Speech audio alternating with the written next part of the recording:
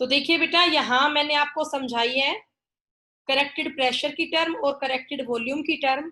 ठीक है, ये आपको बताया मैंने, P I V I equal to N I T. यहाँ वैल्यू पुट कर दी पी आई की डेल्टा पी, वी आई की जगह यहाँ पे वो बता दिया मैंने क्या आएगा, v minus delta v equal to N I t. तो डेल्टा p की वैल्यू तो ये थी a N square by we square, और डेल्टा v की वैल्यू क्या थी, n b. It is equal to क्या हुआ, एन आर टी। ठीक है, तो इतना आपका हो गया। तो ये आपकी van der Waals gas equation है for real gas, for a real gas. इतना आप लोगों को समझ में आ गया होगा। अब इसके आगे देखो, ये कह रहा है but when a equal to zero and b equal to zero. मान लीजिए अगर आपका ए फैक्टर भी जीरो हो जाए और बी फैक्टर भी क्या हो जाए, जीरो। आपको पता है ए फैक्टर तो होता है इंटरमोलिकुलर फोर्स के लिए, और बी फैक्टर होता है आपका साइज के लिए, मतलब प्रेशर और वॉल्यूम की टर्म है। तो अगर मैं करेक्शन ही हटा दूंगी प्रेशर और वॉल्यूम वाली, फिर तो आपकी रियल गैस तो कुछ रहेगी नहीं, फिर तो गैस कैसी हो जाएगी, आइडियल। तो फिर आपका P, अब ये टर्म पूरी क्या हो जाएगी, जीरो। तो P प्लस जीरो P रहेगा, V माइनस जीरो V रहेगा। तो PV इक्वल टू क्या आ जाएगा, NRT आ जाएगा। इसका मीनिंग ये है, जो एक रियल गैस होती है, it can shift toward ideal behaviour. A real gas can shift towards ideal behaviour by changing it's pressure and volume. ये बात मैं आपको बेटा कम से कम बता चुकी हूँ 10 बार, कि कोई भी रियल गैस है वो आइडियल बन जाती है by changing it's pressure and volume. ठीक है, वो ही इसमें दे रखा है, ए real gas can shift towards ideal behaviour by changing it's pressure and volume. अब आगे ये कह रहा है, जो वॉल्यूम ऑफ मॉलिक्यूल है could not become negligible by itself. अगर मैं आपको ये कहूं कि हमारे पास कोई रियल गैस है, आप उसको आइडियल बनाओ, ठीक है, तो उसकी 2-3 कंडीशंस है। वो कंडीशन क्या क्या है, पहली तो ये उसका हम प्रेशर में चेंज करें, प्रेशर बढ़ाएं। दूसरा उसकी वॉल्यूम कम करें, वॉल्यूम में चेंज करें। अब वॉल्यूम कम कैसे होगी, आपके पास कोई मॉलिक्यूल है, इतने से साइज क्या है, क्या आप उसकी साइज और छोटा कर दोगे, नहीं। वॉल्यूम ऑफ मॉलिक्यूल यू थोड़ी ना नेग्लेक्ट होता है। तो वॉल्यूम ऑफ मॉलिक्यूल को नेग्लेक्ट करने के लिए आपको क्या करना पड़ेगा, कंटेनर की वॉल्यूम को बढ़ाना पड़ेगा, कंटेनर की वॉल्यूम को बढ़ाना पड़ेगा। ठीक है बेटा, मेरे पास एक स्मॉल साइज का एटम है, वो पहले मेरी फिंगर पे रखा हुआ था, तो उस एटम ने कोई ना कोई वॉल्यूम ले रखी थी as compare total volume of finger. फिर मैंने क्या किया, मैं चाहती हूँ जो मेरा वो मॉलिक्यूल है छोटा सा, उसको मैं नेग्लेक्ट करूँ वॉल्यूम को। तो जब तक वो मेरी फिंगर के ऊपर है तब तक तो वो नेग्लेक्ट नहीं हो रहा, लेकिन अगर मैं उसी मॉलिक्यूल अपनी हथेली पे रख देती हूँ, पाल्म पे रख देती हूँ, तो मैंने कंटेनर की वॉल्यूम बढ़ा दी, तो उसके सामने मॉलिक्यूल की वॉल्यूम क्या हो जाएगी, नेग्लेक्ट हो जाएगी। तो कभी भी हम मॉलिक्यूल की वॉल्यूम को कम ज्यादा नहीं कर सकते। मॉलिक्यूल की वॉल्यूम तो नेग्लेक्ट तब होगी जब उसमें हम कंटेनर की वॉल्यूम को बढ़ा दें। तो मान लो मेरे हाथ में एक मार्कर है, पहले मार्कर मेरे हाथ पे रखा है, तो मार्कर जगह लेगा उसको, ठीक है, तो मार्कर की वॉल्यूम को वहां मैं नेग्लेक्ट नहीं कर सकती। लेकिन अगर मैंने वही बेटा मार्कर एक रूम में रख दिया, पूरा रूम खाली पड़ा है, उसमें सिर्फ एक मार्कर रखा है, तो वॉल्यूम बहुत ज्यादा है कंटेनर की, उसके सामने मैं एक मॉलिक्यूल की वॉल्यूम को नेग्लेक्ट कर सकती हूँ। तो शायद आप ये बात समझ गए होंगे कि जो मॉलिक्यूल की वॉल्यूम होती है, it could not become negligible by itself. वो अपने आप से नेग्लिजिबल थोड़ी ना होती है, उसको तो नेग्लेक्ट किया जाता है, और उसको नेग्लेक्ट करने का एक ही तरीका है, by increasing the volume of container, कि हम कंटेनर की वॉल्यूम को बढ़ा दें। जितना बड़ा कंटेनर होगा उतना ही मॉलिक्यूल छोटा होता जाएगा, और एक स्टेज क्या आएगा कि जो उसकी वॉल्यूम है वो नेग्लेक्ट हो जाएगी। तो आप लोगों को शायद इतना समझ में आ गया होगा सभी को। बताओ बेटा, ये कर लेंगे आप सभी? Yes ma'am. Yes ma'am. Yes ma'am. बात और yes ma'am. Real gas equation, बेटा मैंने यहाँ ना सीधी लिख दी, बट ये आई कैसे, मैं आपको समझा रही हूँ कैसे आई, new form of real gas equation. आप सब ना यहाँ ध्यान से देखिए, ये चीज है P plus A N square by we square into V minus N B equal to N R T. मैं इसमें ये कहूं कि आप इस सबको डिवाइड कर दो n से। किससे डिवाइड कर दो, n से डिवाइड कर दो, नंबर ऑफ मोल से। तो आप देखो एन आर टी को n से डिवाइड करोगे तो n से n कैंसिल, सिर्फ आर टी बच जाएगा। v माइनस एन बी है, v भी डिवाइड होगा n से तो v माइनस n हो जाएगा, और nb को डिवाइड करोगे n से तो n कैंसिल, सिर्फ b बच जाएगा। तो ये टर्म क्या बचेगी बेटा, मैं लिखना भूल गई ये बात, v by n minus b बचेगा। अब V/N जो है वो मोलर वॉल्यूम होती है। V/N का मतलब क्या है? Volume for N molecule of gas, और volume for N molecule of gas क्या होता है? मोलर वॉल्यूम होता है। क्या होता है? Molar volume. ऐसे आप यहां भी करोगे V²/V, एक V तो कैंसिल, ठीक है। ऊपर भी क्या होगा? N/V बचेगा यहाँ पे। ये देखो जो ये टर्म आई P + A/VM²। VM का मतलब क्या है? Molar volume. VM का मतलब क्या है? मोलर वॉल्यूम है N मॉलिक्यूल के लिए, इंटू VM - B = RT। तो ये इक्वेशन कैसे आई? जो वो पहले वाली आपकी इक्वेशन थी ना, उसको N से डिवाइड करने पर ये इक्वेशन आई।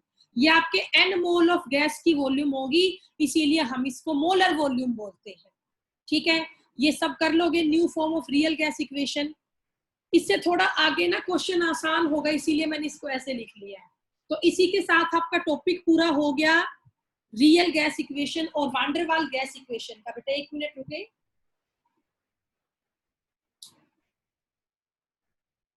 सो ये आप लोगों का टॉपिक पूरा हुआ, रियल गैस इक्वेशन और वान डेर वाल इक्वेशन का। तो शायद आपको ये टॉपिक समझ में आया होगा। ठीक है, कर लोगे टॉपिक आप? बताओ बेटा। Yes, ma'am. ठीक है। Yes, ma'am. बेटा Yes, तो ma'am. Yes, ma'am.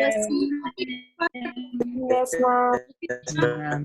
एक तो Yes, ना ma'am. आपका टॉपिक मेरा लिक्विफिकेशन का एक बहुत बड़ा टॉपिक था, kinetic theory of gas and molecular speed का, वो कट गया है इस बार सिलेबस से। मैं आपको करवाती बेटा जरूर, बट अब मेरे पास टाइम नहीं है उसे करवाने का। हाँ, फिर कभी पक्का करवाऊंगी, स्कूल में कभी आएंगे ना सिलेबस होने के बाद, जो टॉपिक कटे हैं वो सारे मैं आप लोगों को करवाऊंगी। मैंने अब तक तो सब कुछ पढ़ाया है, लेकिन चैप्टर 5 में नहीं पढ़ाया जो टॉपिक कट हो गए वो, लेकिन मैं अपना फ्यूचर में करवाऊंगी जरूर, क्योंकि सारा +1 का 12th में काम आता है, फिर वहां दिक्कत आएगी इसीलिए। बट फिलहाल जो सिलेबस है वो ही पढ़ेंगे। अब हमें आज ये एक ग्राफ और समझना है, बस ये आज का लास्ट टॉपिक है। इस ग्राफ को समझ लो, इसका रीजन दे दो, ये ग्राफ ऐसा ही क्यों बना। देखो बेटा, ये जो ग्राफ है ये Z वर्सेस P है। अब ये Z एटॉमिक नंबर नहीं है, ये Z कंप्रेसिबिलिटी फैक्टर है। ये Z क्या है सब बताओ? कंप्रेसिबिलिटी फैक्टर है। कल मैंने ये समझाया था, ये मेजर करता है कि कोई Yes, ma'am. वो कितना अलग बिहेव शो करती है आइडियल गैस से। It measure the extent of deviation from A real gas toward ideal gas behaviour. अब कल मैंने ये भी बताया था, अगर आपकी गैस आइडियल है तो उसका Z 1 के इक्वल होगा, लेकिन अगर आपकी गैस आइडियल नहीं है तो या तो उसका Z <1 होगा या more than 1 होगा। लेस देन 1 होगा तो गैस मोर कंप्रेसिबल होगी, मोर देन 1 में लेस कंप्रेसिबल होगी। ये सब मैंने कल डिस्कस किया था। ठीक है, तो अब ये देखिए बेटा, यहाँ पर हमने कुछ गैसेस लेके देखी। अगर हमारी गैस आइडियल होती तो बिल्कुल पैरेलल टू प्रेशर P ऐसे चलता ग्राफ, Z = 1 आना था। लेकिन कुछ एक हमने ग्राफ बना के देखे अलग अलग गैसेस के, हमने एक्सपेरिमेंटली करके देखा, तो हमने ये देखा जो H2 और N2 गैस है, इनमें तो बेटा Z की वैल्यू बड़ी होती है, चाहे प्रेशर लो हो चाहे प्रेशर हाई हो। इस तरफ प्रेशर बढ़ रहा है बेटा, तो शुरू में तो प्रेशर लो था, फिर धीरे धीरे इस तरफ प्रेशर लो से क्या हो रहा है? हाई हो रहा है। तो जो हमने ये प्रूफ करना है कि H2 और N2 गैस जो है, इनमें Z की वैल्यू 1 से बड़ी आई कैसे। अब जो आगे का टॉपिक है वो सिर्फ इस ग्राफ को एक्सप्लेन करेगा। और ये भी प्रूफ करना है जो ये CH4 और CO2 गैस है ना, जब ये लो प्रेशर पे थी, आप देखो बेटा जब इनका प्रेशर लो था तब तो इनका Z 1 से छोटा था, लेकिन बाद में देखो इनका ग्राफ इसको क्रॉस करके आगे चला गया। लेकिन जब प्रेशर हाई हो गया, जब प्रेशर आपका हाई हो गया तो इनकी Z की वैल्यू 1 से बड़ी होगी। आपका ये क्वेश्चन क्या है आपको समझ में आ रहा होगा कि जब बेटा हमारे पास ये गैसेस थी, CH4 gas, CO2 gas, same ऐसा बिहेवियर अमोनिया गैस भी शो करती है। मीथेन गैस होगी, CO2 गैस है, अमोनिया गैस है। जब इन सभी गैसेस का प्रेशर लो होता है ना, तब तो इनका Z <1 होता है, लेकिन जब इनका प्रेशर बढ़ जाता है तो इनका Z > 1 हो जाता है। इन क्वेश्चंस के आंसर दो, ये ग्राफ ऐसा ही क्यों बना, इसको आप एक्सपेरिमेंटली प्रूव करो। तो आप लोगों को ये समझ में आया कि हमें इसमें करना क्या है? बताओ बेटा, Yes, ma'am. आप समझ में आ रहा है हमें इसमें क्या करना है सभी बच्चों को? Yes, ma'am. हमारे पास यहाँ पे 3 तरह के क्वेश्चन आए, हमें इनका आंसर देना है। For explaining these 3 points by CH4, CO2 और NH3 की बात करते हैं। यहाँ मैंने 2 गैस का ग्राफ बनाया, CH4 CO2, जस्ट नीचे ऐसा एक और बन जाता है NH3। हमें इसमें ये प्रूफ करना है लो प्रेशर पे तो Z इनका लेस देन 1 है, बट हाई प्रेशर होती Z क्या हो गया, मोर देन 1। इस क्वेश्चन का आप आंसर दो, ठीक है। तो ये कह रहा है here Z is less than 1 at low pressure but Z is more than 1 at high pressure. Explain why. ये गैसेज ऐसा बिहेव क्यों शो करती है कि जब इनका प्रेशर कम होता है तब तो ये हाईली कंप्रेसिबल होती है, Z लेस देन 1 होता है, प्रेशर बढ़ते ही मोर कंप्रेसिबल हो जाती है, Z मोर देन 1 हो जाता है। ऐसा क्यों है, इन क्वेश्चन का आप आंसर दो। तो पहला केस हम स्टडी करेंगे यहाँ। सब बच्चे ध्यान से देखिए, बड़ा आसान सा टॉपिक है, 2 मिनट में समझ जाओगे। एट लो प्रेशर गैसेज कौन सी ली, CH4 CO2 NH3।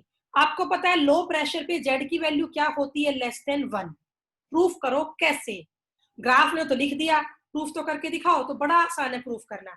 अभी अभी हम लोगों ने पढ़ी थी रियल गैस इक्वेशन की न्यू फॉर्म, यही थी P plus AN² by V², V minus NB equal to nRT। ये तो पुरानी फॉर्म थी। मोलर वॉल्यूम के लिए क्या बन गया, P plus A upon VM² into VM minus B equal to RT। बस आप ये इक्वेशन सब याद रखो, आप पिछली को भूल जाओ, बस ये याद रखो। P plus A upon VM² P plus A upon VM² into VM minus B equal to RT। VM मैंने आपको बता दिया मोलर वॉल्यूम होती है। अब पहला केस क्या है बेटा, प्रेशर बहुत लो है।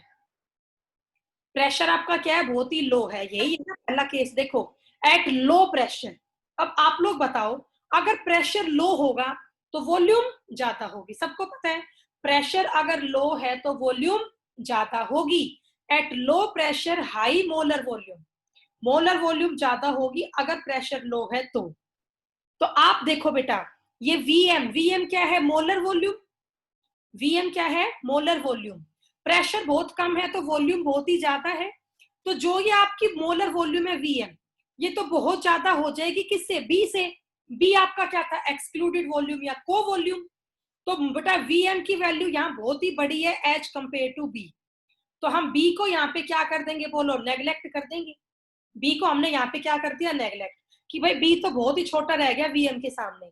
तो ये क्या बच गया, P plus A upon VM² into में सिर्फ क्या बच गया, VM is equal to RT। अब मैं इसको यू लिख लूं, P plus A upon VM² is equal to RT। यहाँ VM इंटू में था, यहाँ के डिवाइड में हो गया, RT डिवाइड बाई VM। अब यहां से वैल्यू निकाल लो P की, तो P इक्वल टू क्या होगा, RT बाई VM। अब यहाँ तो ये A अपॉन VM² प्लस का था, इक्वल टू के इस साइड आया तो माइनस का हो गया। तो P इक्वल टू क्या आया, RT by VM minus A upon VM² हो गया। अब आप इस पूरी इक्वेशन को डिवाइड कर दो VM बाई RT से। किससे डिवाइड कर दो बेटा, VM बाई RT से। तो ये बताओ क्या बन जाएगा, P डिवाइड किससे करना है, VM बाई RT से, इक्वल टू ये RT बाई VM था, डिवाइड किससे कर रहे हो, VM बाई RT से, आपस में कट जाएगा तो सिर्फ क्या बचेगा, 1 माइनस में क्या हो जाएगा, A। बेटा यहाँ VM बाई RT से डिवाइड करोगे, एक VM से एक VM कैंसिल, तो A अपॉन, अब नीचे VM² था पहले, VM बच गया बस, साथ में ये RT आ गया, ठीक है। तो अब देखो कल हमने पढ़ा था compressibility factor Z equal to क्या होता है, PV upon nRT। Z equal to क्या होता है, PV अपॉन nRT। तो जो ये है M तो मोलर वॉल्यूम के लिए है, तो PV अपॉन RT, ठीक है। PV अपॉन nRT था, मैंने नंबर ऑफ मोल कर दिया 1, तो वो PVM अपॉन RT बन गया। तो ये वैल्यू Z के इक्वल होती है। तो Z इक्वल टू आपका क्या आया, 1 minus A upon VM into RT। मतलब Z की वैल्यू क्या होगी, माइनस में आएगी, लेस देन 1 होगी, लेस देन 1 होगी। तो हमने ये बात प्रूफ कर दी ना, Z की वैल्यू लेस देन 1 क्यों है। बताओ बेटा, समझ में आया तुम्हें ये टॉपिक है।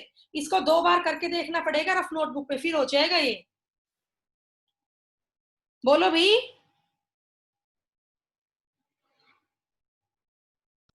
हाँ भी सब बच्चों का। Yes ma'am. बेटा बाकी बच्चे क्या कर रहे हैं, यस मैम। ओके। तो यहाँ Z की Yes, ma'am. लेस देन 1, पता नहीं यस मैम बोलते हो, पेपरों में देखेंगे क्या करोगे। Z की वैल्यू लेस देन 1 है तो ये नेगेटिव प्रूफ हो गया। तो हमने ये प्रूफ कर दिया पहली बात कि लो प्रेशर पे Z लेस देन 1 होता है, ये मैंने पूरा आपको प्रूफ करवा दिया। मतलब ए फैक्टर यहाँ पे डोमिनेटिंग है ओवर बी। पहली बात तो हमने प्रूव कर दी। अब केस सेकंड पे आ जाओ कि जब प्रेशर आपका हाई था, जब प्रेशर आपका हाई था तो जो यही गैसेज आपकी CO2, NH3 और CH4, जब प्रेशर इनका लो था, केस 1 था, तो Z लेस देन 1 था। लेकिन जब इनका प्रेशर हाई हो गया है तो इनका Z मोर देन 1 हो जाता है। इस बात को आप प्रूव करें कैसे? सेकंड केस में यही प्रूव करना है कि जो ये सारी गैसेज है इनका Z मोर देन 1 होता है। इस बात को प्रूव करो हाई प्रेशर पे। दोबारा करते हैं, बड़ा आसान है, 2 मिनट में हो जाएगा। ये इक्वेशन सबको याद होगी, P + A/VM² into VM - B = RT। अब सेकंड केस में प्रेशर क्या है, बहुत हाई है, pressure is very high, pressure बहुत हाई है तो वॉल्यूम यहाँ पे बहुत ही लो होगी। प्रेशर इज वेरी हाई, अगर प्रेशर बढ़ता तो वॉल्यूम कम ही होती है ना, एक दूसरे के इनवर्स में होते हैं ना ये। तो ये कह रहा है pressure is very high means volume is very low, तो वॉल्यूम को हम नेग्लेक्ट कर सकते हैं। तो P यहाँ पे बहुत बड़ा है तो V तो यहाँ पे बहुत कम होगा, नेग्लेक्ट हो जाएगा। तो P is greater then AVM², तो पूरी टर्म ही बहुत छोटी होगी, तो पूरी टर्म को ही नेग्लेक्ट कर दें। तो यहाँ पर सिर्फ क्या बच गया, P बच गया। यहाँ पे सिर्फ क्या आ गया, P इनटू में क्या कर दिया, VM - B, ये तो था ही, = RT। अब इसकी मल्टीप्लाई कर दें P की इससे, तो क्या बन जाएगा, PVM - PB = RT। अब इस पूरी इक्वेशन को हम RT से डिवाइड कर दें तो ये क्या आ जाएगा, PVM / RT - PB / RT, और RT को RT से डिवाइड किया, कट गया, 1 आ गया। तो यहाँ आपको पता है PVM / RT Z के इक्वल होता है, तो यहाँ मैंने Z लिख दिया। तो Z = क्या आया, -PB / RT = 1 हो गया। तो Z = क्या बन गया, 1। ये माइनस इक्वल टू के यहाँ है तो प्लस का हो गया। Z = क्या आ गया, 1 + PB / RT। तो इस बार आपको समझ में आ रहा है, Z की वैल्यू प्लस में आई, मतलब Z की वैल्यू क्या है, मोर देन 1 है। समझ में आया सेकंड पॉइंट? हाँ बेटा बताओ, प्रूफ कर दोगे? Yes, ma'am. अब इनकी practice, Yes, ma'am. Yes, ma'am. 2-3 बार इनकी प्रैक्टिस Yes, ma'am. आप कर लेंगे। अब बस थर्ड रह गया, फिर ग्राफ पे वापिस आओ। ये ग्राफ था। अब तक तो हमने इनकी एक्सप्लेनेशन करी है कि लो प्रेशर पे Z लेस देन 1 क्यू है CH4 CO2 का, और हाई पे मोर देन 1 क्यू। अब एक बार इनकी बात और कर लो, H2 और N2 गैस की। इनका तो Z मोर देन 1 ही होता है, H2 का भी और N2 का भी। तो क्यों होता है इसको प्रूफ करो। तो यहां देखे सभी, for H2 and N2 Z की वैल्यू होती है मोर देन 1। क्यों? आपको पता है हाइड्रोजन है, नाइट्रोजन है, ये नॉन पोलर गैसेज है। नॉन पोलर गैसेज में कौन सा फोर्स होता है, लंडन फोर्स। लंडन फोर्स या डिस्पर्जन फोर्स। बेटा नॉन पोलर गैसेज में कौन सा फोर्स होता है, लंडन फोर्स या डिस्पर्जन फोर्स।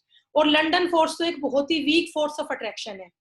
लंडन फोर्स में क्या है, बहुत वीक फोर्स ऑफ अट्रैक्शन होता है। तो हम ये मान सकते हैं H2 और N2 गैस में अट्रैक्टिव फोर्स तो बहुत ही कम होता है, बहुत ही वीक होता है। No attractive forces there. आपको याद है ए फैक्टर का सिग्निफिकेंस क्या था, कि ये बात करता है इंटरमोलिकुलर फोर्स का। अब H2N2 में तो लंडन फोर्स है, बहुत वीक फोर्स है, तो हम ये मान सकते हैं इनमें कोई अट्रैक्शन ही नहीं होती। तो यहाँ हम ए की वैल्यू क्या कर सकते हैं, अप्रोक्स 0 मान सकते हैं, क्योंकि अट्रैक्शन यहाँ पे ना के बराबर होता है।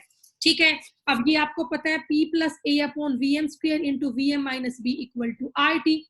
अगर मैंने ए की वैल्यू को नेग्लेक्ट कर दिया, 0 कर दिया, तो भैया तो A / 0 / VM² पूरा 0 हो जाएगा। तो P + 0 बच गया इंटू VM - B किसके इक्वल आ गया, RT के। तो ये क्या आया यहाँ पे, PVM - PB, P से मल्टीप्लाई कर दी, इसकी = RT। अब इस पूरे को किससे डिवाइड करोगे, सेम RT से, तो डिवाइड बाय RT कर दो, तो ये टर्म क्या बन जाएगी, PVM / RT - PB / RT = RT / RT। Same है, अब कई बार करवा चुकी हूँ। PVM / RT Z के इक्वल होता है, तो Z - PB / RT = 1 आ गया। तो Z = क्या हो जाएगा, सेम पीछे जैसा आ गया ना, 1 + PB / RT। तो Z की वैल्यू यहाँ पर क्या आई, 1 से बड़ी आई। तो प्रूफ हो गया Z is greater than 1 for the gases like as H2 and N2। तो ये मैंने उस ग्राफ के तीनों पॉइंट को एक्सप्लेन कर दिया। इसका Z लेस देन 1 क्यों है, इसका मोर देन 1 क्यों है। तो ऐसे क्वेश्चन आप लोग कर देंगे, बताओ बेटा। Yes, ma'am. ठीक है बेटा। तो सॉलिड स्टेट में बेटा यही टॉपिक है जो, अब सॉरी बेटा, स्टेट ऑफ मैटर में अब यही टॉपिक है जो आप लोगों को करने हैं। गैसियस स्टेट आपका पूरा हो गया है। गैसियस स्टेट में एक मेन टॉपिक कट हो गया, kinetic theory of gas and molecular speed का। उसमें से तो 7-8 टॉपिक आते हैं, वो कट हो गए हैं, तो सिलेबस इसलिए कम हो गया। गैसियस स्टेट के बाद लिक्विड स्टेट आपका सिलेबस आता है, चैप्टर 5 का सेकंड पार्ट। बेटा लिक्विड स्टेट में 4 ही टॉपिक थे। प्रॉपर्टी ऑफ लिक्विड आप सबने पढ़ रखी है। मेन टॉपिक था vapour pressure, surface tension, viscosity. आप लोग सिलेबस में देखो तीनों टॉपिक कट हो चुके हैं। मतलब स्टेट ऑफ मैटर चैप्टर का जो सेकंड पार्ट था लिक्विड स्टेट, अब आपको उसमें से कुछ भी नहीं करना, बस आपको गैसियस स्टेट में ये टॉपिक करने थे। और सॉलिड स्टेट 12th क्लास में आता है, ठीक है। तो बेटा फिर मैंने बता दिया आपको, फिर भी ये कुछ टर्म होती थी, critical temperature, critical pressure, critical volume. मैं आपको पूरा पढ़ाती, सिलेबस में होता तो सिलेबस में ही नहीं है, फिर कभी देखेंगे। तो ये उनके फॉर्मूला हुआ करते, क्रिटिकल टेम्परेचर निकालने का 8A divide by 27 RB, PC critical pressure A/27 B²। बेटा टॉपिक था बहुत बड़ा लिक्विड स्टेट में, लिक्विफिकेशन का, सॉरी गैसियस स्टेट में था, वो भी अब कट हो गया है। आपकी बुक में अब भी दे रखे हैं सारे टॉपिक, बट अब ये नहीं करने बेटा। और VC = 3B होता है क्रिटिकल वॉल्यूम। तो भाई यहाँ तक का आपका अब सिलेबस है। इस सिलेबस को आप इस चैप्टर 5 का पूरा तैयार कर लेना। किसी को कोई डाउट है तो बताओ बेटा।